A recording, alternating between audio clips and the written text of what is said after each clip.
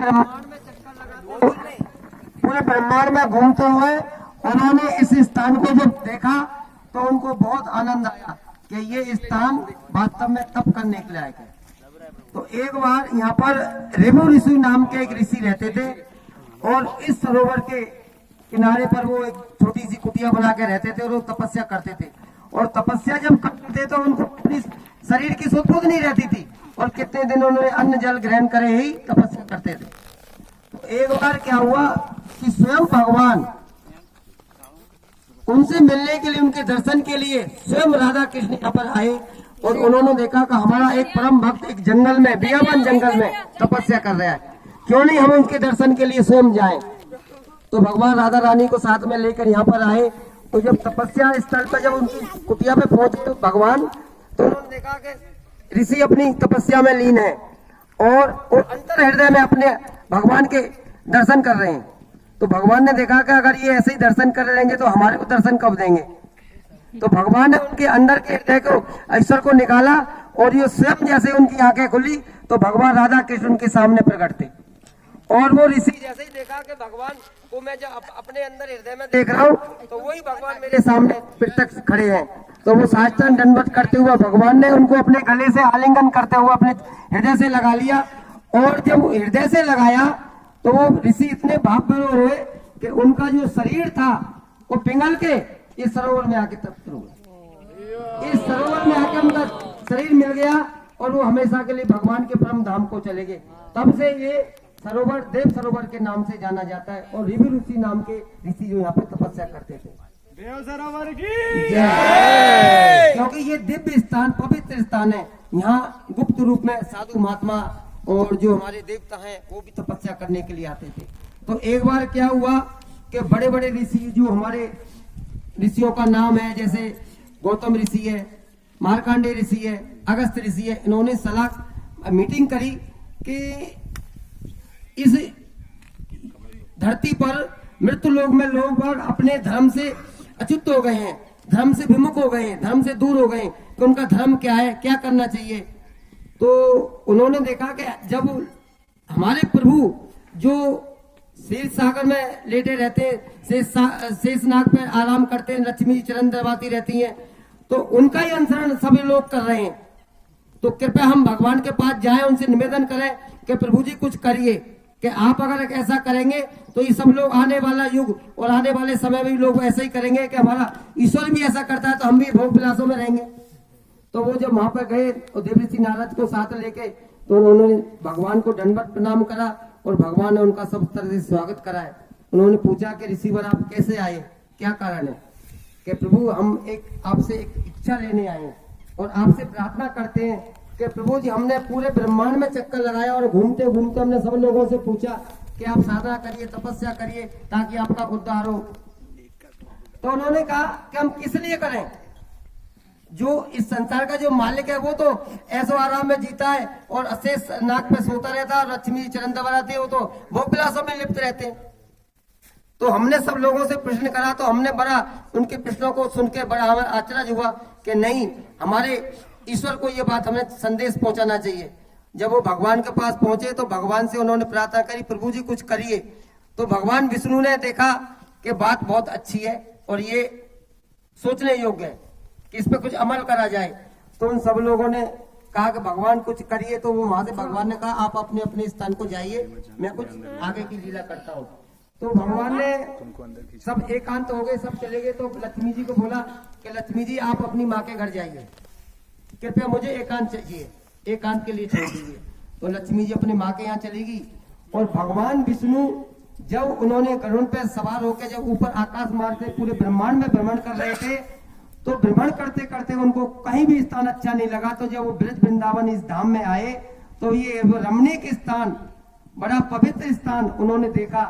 और जैसे ही गरुड़ जी को कहा कि गरुड़ जी नीचे उतरिए, तो गरुड़ जी जैसे नीचे आए तो भगवान ने देखा हाँ ये तो बहुत स्थान अच्छा अति सुंदर है और यहाँ भजन साधना के लिए बहुत ही पवित्र स्थान है, क्यों नहीं यहाँ पे इसी स्थान पे तप करा जाए।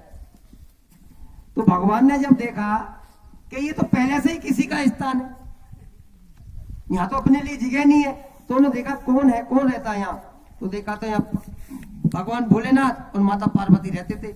इस स्थान को हम केदार खंड बोलते हैं।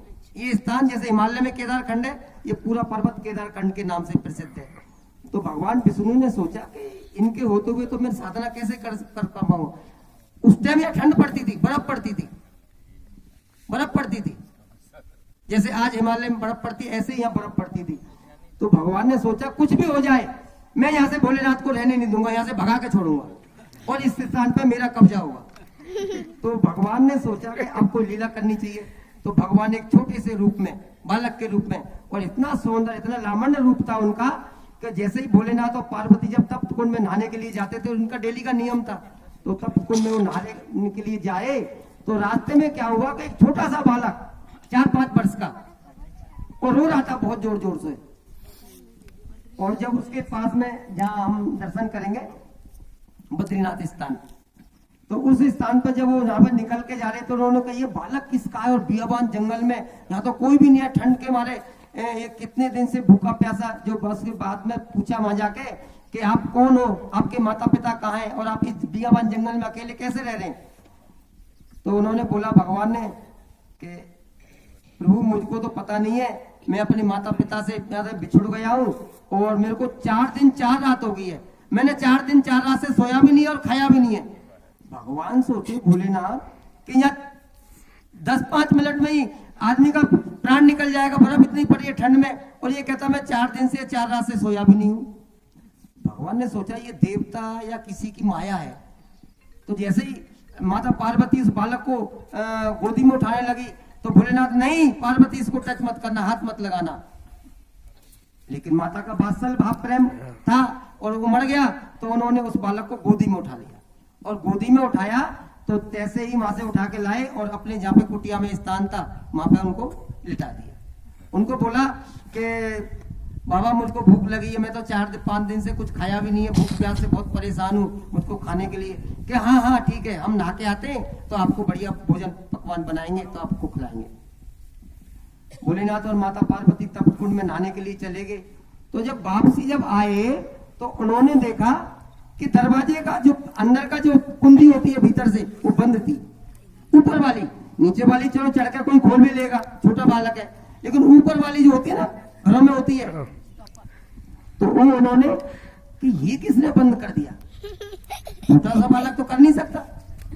जो काफी देर होगी आवाज लगाई तो वो बालक तो आराम से सोए हुए।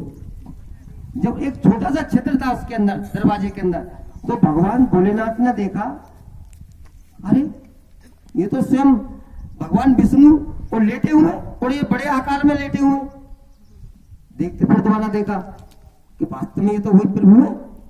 तो उन्होंने पास में पार्वती को बुलाया, देख देख कौन है, अंदर झांक के देखो। तो पार्वती ने देखा अरे ये तो स्वयं भगवान विष्णु है।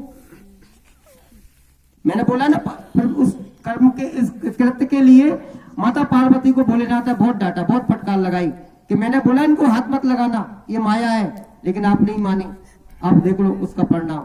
तो जो उन्होंने कहा कि हे भोलेनाथ, हे माता पार्वती, मुझको ये स्थान इतना अच्छा है, इतना पवित्र है, और कृपया ये स्थान पर मैं तपस्या कर रहा हूं और करूंगा, आप यहाँ से कृपया करके कोई दूसरा स्थान देख लिए।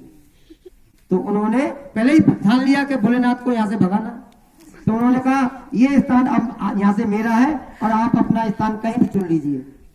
तो वहां से भोलेनाथ को उन्होंने जाना पड़ा, और यहाँ से भोलेनाथ जाके वो केदारनाथ में जाकर उन्होंने अपना स्थान बनाया।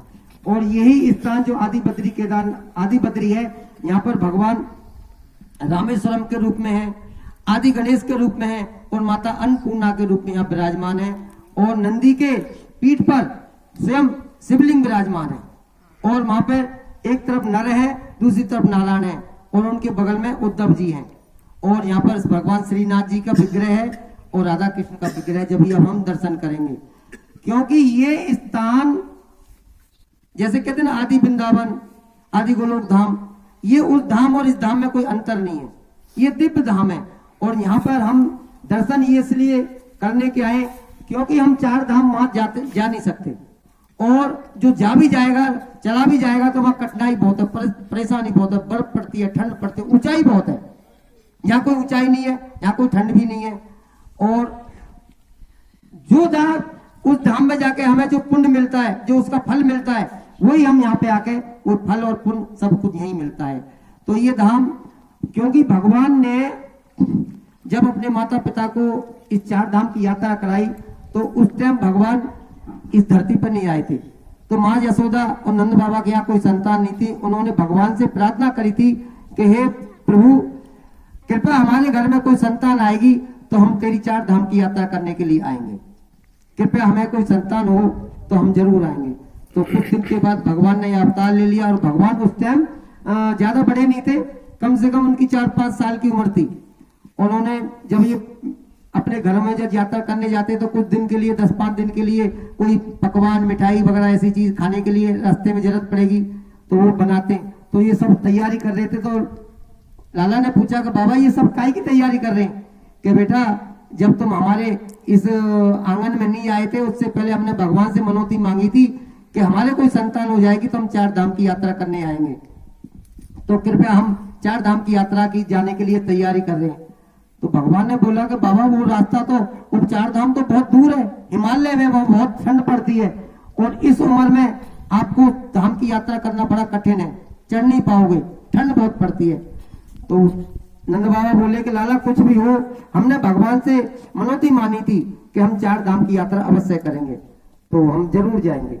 तो जैसे ही ब्रजवासी लोग, सबने समर्थक ग्वाल वालों ने सबने कहा नहीं, हम सब यात्रा 4 धाम की यात्रा करने जाएंगे।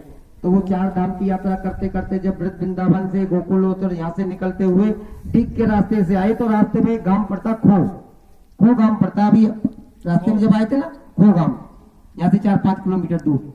तो जब वहां पे खो में रुके थे तो भगवान ने लीला करी छोटी सी कि भगवान अपने ग्वाल वालों के साथ में इधर उधर खेलने चले गए और सब अपने टेंटों में जाके, जो उस टाइम जैसे गाड़ी लाए थे उनमें सब जाके विश्राम करने लगे।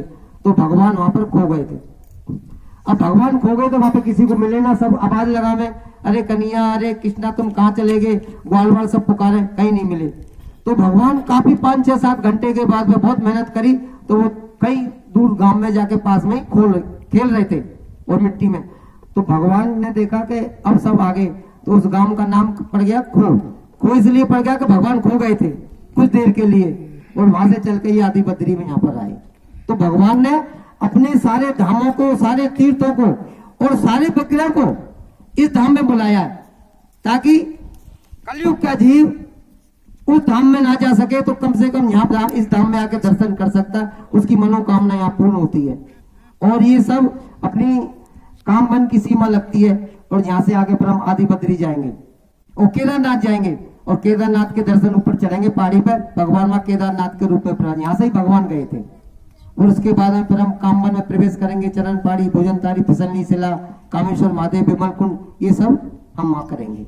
तो कृपया ये इस तरह की यहाँ की लीला है और भी बड़ी विस्तार से है, लेकिन आनंद, अपना समय का अभाव है, आगे हमारा सफर है। तो वहां की कथा सब हमने यही सुना दी ताकि अपना आगे समय। और यहाँ से अब जाएंगे तो हल्की पेड़ी और गजगिरा का युद्ध हुआ था वो स्थान भी है और अच्छे भट्ट भी है वहां पे, और नीचे हरिद्वार है। माँ की अब पानी नहीं है, खेत है, उसकी चरण रज अपने माथे पर लगाना ताकि हम सब इस ब्रजरज का आनंद उठा सकें। और उस ब्रजरज में जैसे भगवान लेटे थे तो हम भी यहाँ पे लेटने का आनंद लें। हरि बोल। हरे कृष्णा कृष्णा कृष्णा हरे हरे, हरे राम राम राम हरे हरे। देव सरोवर की जय, विभू ऋषि की जय।